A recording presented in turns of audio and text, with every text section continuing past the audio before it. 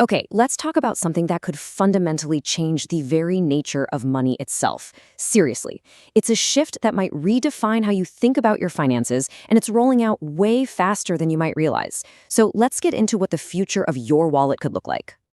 Think about your day. You do this stuff without even blinking, right? Tapping your phone for coffee with Apple Pay, swiping a card at the store, zelling some cash to a friend. It's all seamless. It feels totally digital already. I mean, for most of us, our money is really just numbers on a screen anyway. But here's the thing. That digital convenience you're so used to, it's right at the center of a massive global debate. What if that digital money in your account wasn't just a promise from your bank? What if it was something else? Something that came with a whole new set of rules that you didn't write and a level of control that you don't have. And that's where this thing called a CBDC comes in. It stands for Central Bank Digital Currency. Now, on the surface, it might just look like another payment app on your phone, but underneath, it's a completely different system for how money works. So, what really makes a CBDC so different from, say, PayPal or your bank's app? It might look the same. Yeah, but the plumbing, the wiring behind the scenes, that's what changes everything. Let's break down what's actually going on here. And that is the key phrase right there, a direct liability of the central bank. What that means is it's not money held for you by a commercial bank like Chase or Bank of America. No, it's money held directly by the government's bank. Think about it like this. Right now, the central bank creates money, but commercial banks are the essential middlemen. They're the ones holding your deposits. If the government wants to, say, freeze your account, they have to go through your bank to do it. With a CBDC, poof, that middleman is just gone. Your digital wallet would connect directly to the central bank.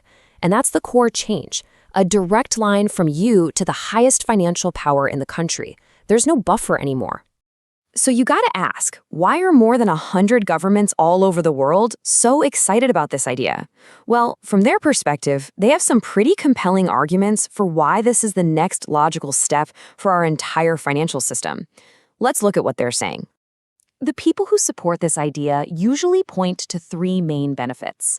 First, it gives central banks way more direct control over the economy. Second, it could offer total visibility into money flows to fight crime. And third, they say it'll make international payments way more efficient. Let's start with that visibility piece. The argument goes like this. If every single transaction is digital and logged on one central ledger, it becomes incredibly difficult to launder money, fund illegal stuff, or, hide income from the taxman. The idea is that it could make society safer and fairer for everyone. And then you've got efficiency. Right now, if you want to send money to another country, it can be painfully slow and expensive, right? It has to bounce between a bunch of different banks. CBDCs could, in theory, talk directly to each other, making cross-border payments happen in an instant and cutting out all those crazy fees. Okay, so that's the sales pitch, but here's the other side of the coin. This is where the big concerns start to pop up. The real worry for a lot of people isn't about speed, it's about control. It's about what happens when your money becomes programmable. And I mean, just look at the difference. With cash, you've got total anonymity. In our current system, there's a legal process to freeze someone's assets. But in a full CBDC system, every single cup of coffee you buy could be logged, and an account could be frozen with just a single keystroke. Financial privacy as we know it could pretty much vanish. And listen, this isn't some crazy sci-fi theory. This quote shows that the idea of programmable money is already being discussed. The European Central Bank itself is looking into conditional payments. That's just a fancy way of saying money that comes with rules attached. So, what could that actually look like in real life? Well, in China, they've already run pilots with stimulus money that had an expiration date, forcing people to spend it fast. You could, theoretically, be blocked from buying certain things, or have limits placed on how much you can save. The very idea of money changes from a neutral tool into something that can be used to control behavior. And we just saw a real-world example of this kind of power. During the 2022 trucker protests in Canada, the government used emergency powers to freeze bank accounts without a court order. Now, that was done through the old system, with all the middlemen. A CBDC would make that kind of action even faster, more direct, and way easier to do to a lot of people at once. And you need to know, this isn't just an idea being kicked around in boardrooms. This is being actively built right now. Let's take a quick look at how this is rolling out across the globe, because it's happening in pretty much every major economy. So you can see it's at different stages everywhere.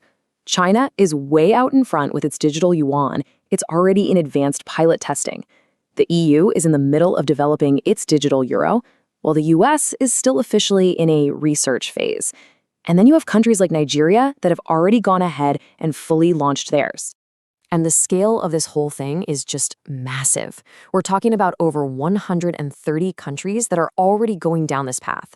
This isn't some fringe idea. This is a coordinated global move towards a totally new financial system, and it's becoming a central part of economic policy for most of the world.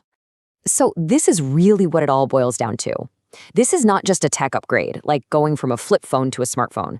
This is a fundamental debate that puts the promise of perfect efficiency up against the potential for total control.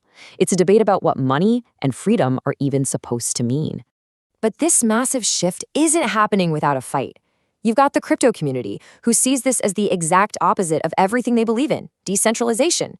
You've got privacy advocates screaming that this is a surveillance tool like we've never seen before.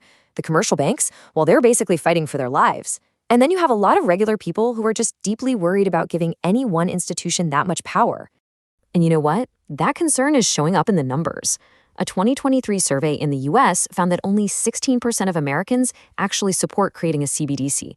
The huge majority are either against it or just aren't sure, which points to some really deep public skepticism about this whole project. And that leaves us with the big final question. Governments are offering a system that could be faster, cheaper, and more powerful, but it comes with a potential price tag to our privacy and freedom. So the question we all have to ask is this: is that efficiency worth handing over the keys to your entire financial life?